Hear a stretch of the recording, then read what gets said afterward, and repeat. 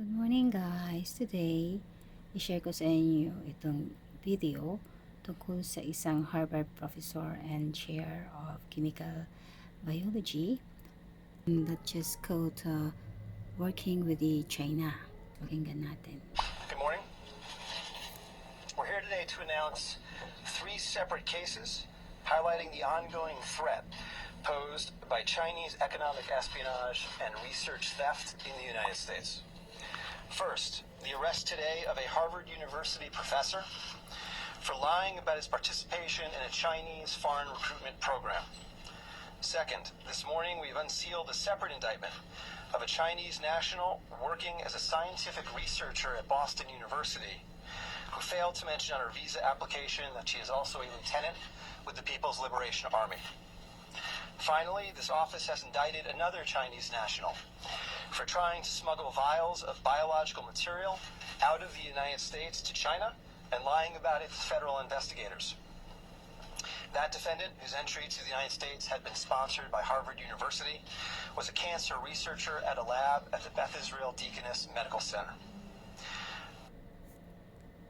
So, this morning, the FBI arrested Dr. Charles Lieber, the chair of the Department of Chemistry and Chemical Biology at Harvard University, for making false statements regarding his involvement in China's Thousand Talents Plan and his affiliation with the Wuhan University of Technology.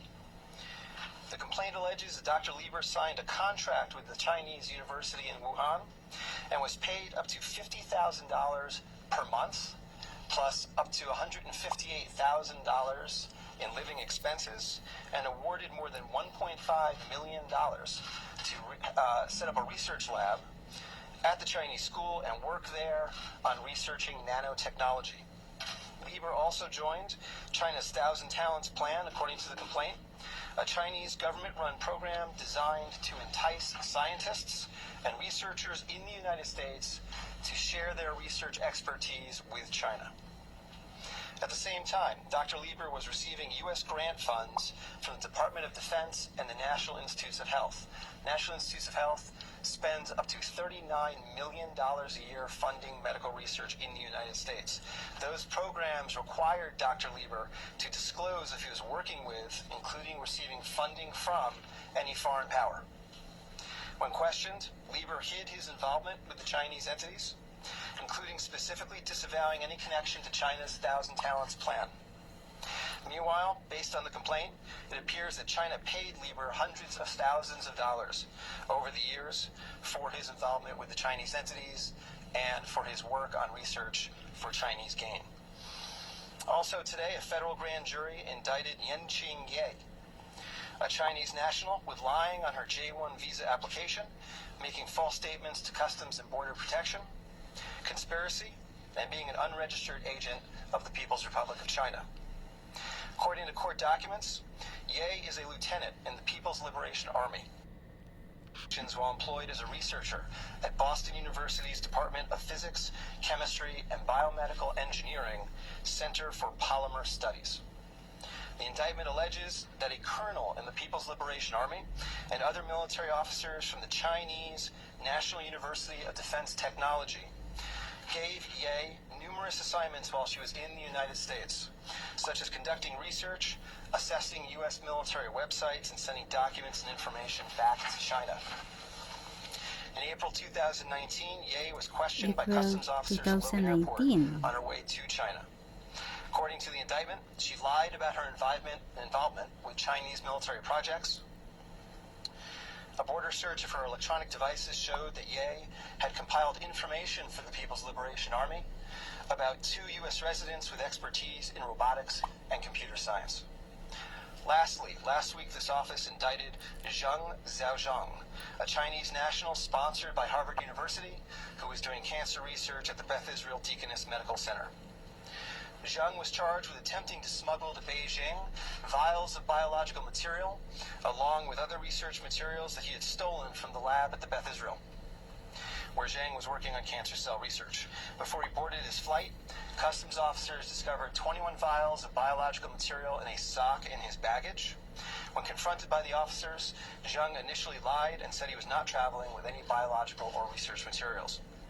Chemistry, nanotechnology, polymer studies, robotics, computer science, biomedical research. This is not an accident or a coincidence.